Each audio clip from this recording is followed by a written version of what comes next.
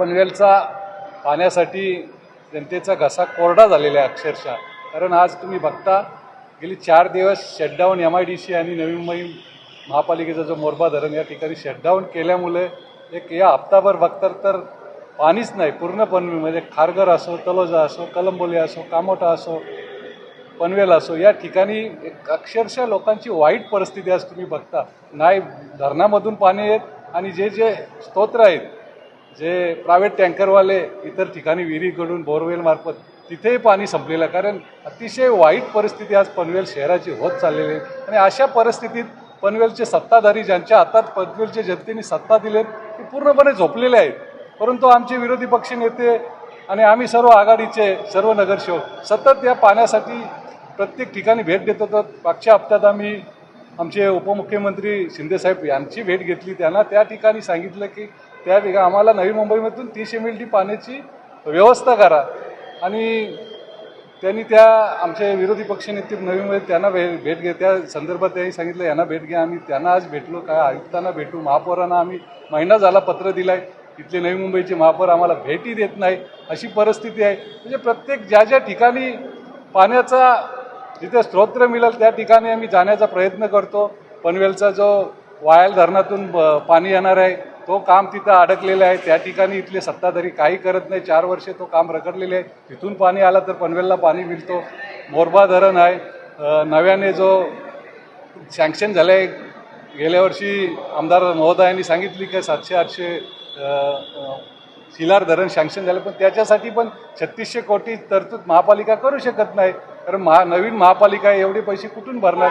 त्यासाठी आम्ही सन्माननीय उपमुख्यमंत्री यांना भेटलो का तुम्ही शासनाने व्यवस्था करा, आम्ही महापालिका हप्त्यात पैसे देईल. कारण कुठलं नियोजन केल्याशिवाय, कारण आता नियोजन केलं तर धरण आपल्याला 7 ते 8 वर्षात आपल्या पनवेलच्या महापालिकेच्या हातात येणार आहे. या सर्व नियोजन आपल्याला करण्यासाठी त्यासाठी एक चांगली व्यूहरचना करायला पाहिजे, तेव्हाच हे सगळं शक्य होते. परंतु कुठल्याही प्रकारचा या सत्ताधाऱ्यांना लेना देना नाही आहे. आणि आज पनवेलची अतिशय बिकट अवस्था आहे. मग कुठल्या ना कुठल्या मार्गात पनवेल शहराला पाणी मिळावा आमचा हेतू आहे.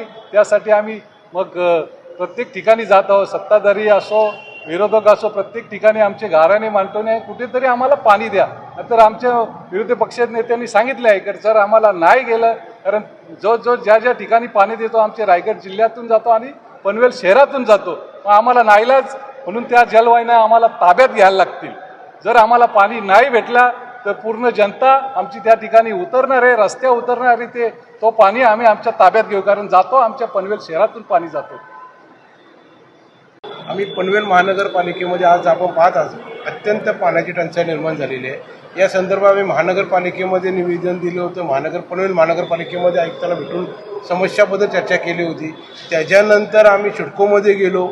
सिडकोमध्ये सुद्धा आम्हाला त्याही सांगितलं नवी मुंबई महानगरपालिकेने 20 MLDचा आम्ही कोटा मागितला, तो दिला नाही. त्यामुळे तुम्ही नवी मुंबई महानगरपालिकेच्यांना भेटायला जावा.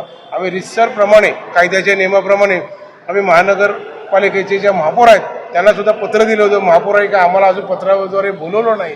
म्हणून आम्ही सन्माननीय उपमुख्यमंत्री एकनाथजी शिंदेसाहेब यांच्याकडे भेटायला गेलो. व एकनाथजी शिंदेसाहेबांनी आम्हाला सांगितलं आमचे तिथे जे विरोधी पक्षनेते आहेत विजय चौगुलेजी, त्यांना तुम्ही भेटा, ते तुम्हाला आयुक्तांकडे घेऊन जाऊन काहीतरी मार्गदर्शन द्यायचं. नाही दिलं तर मी त्याच्यावर पुढील आठवड्यामध्ये तुम्हाला काय उपाययोजनेबद्दल मार्गदर्शन द्यायला सांगतो. अशा पद्धतीने ते स्वतः आमच्याशी चर्चा केली.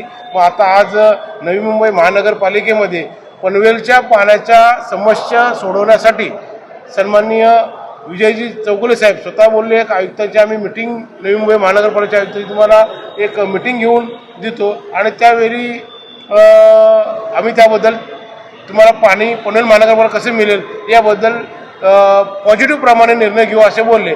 यासाठी आमचे गटनेते केतनजी घरात भगत होते, पुन्हा हरीशजी केने होते, पुन्हा तुषारजी पाटील होते, पुन्हा जाधव, अशा पद्धतीने नगरसेवक गटनेते मिळून आम्ही पाणी सोडवण्यासाठी पनवेल महानगरपालिकेची समस्या सोडवण्यासाठी आम्ही इथे आलेलो. लोकशाही मार्गाने आपण पाण्याची मागणी करतात. जर ही मागणी आपली पूर्ण नाही झाली तर पुढील आपलं ॲक्शन काय असतं? नक्कीच आम्ही या लोकशाहीमध्ये ज्या दिलेल्या आहेत त्या लोकशाहीच्या सगळ्या पायऱ्या आम्ही पुढे करत चाललेलो आहोत. शेवटी आमचा संयम सुटणार आहे. हेच माझं सर्व पाणी ह्या कलंबुली सर्कलवरनं नवी मुंबई महानगरपालिकेला येतोय. हा नवी मुंबई महानगरपालिका येणारा जो कॉक आहे तो आम्ही 100% फिरवणार आहोत. एक विशिष्ट तारीख देणार आहोत.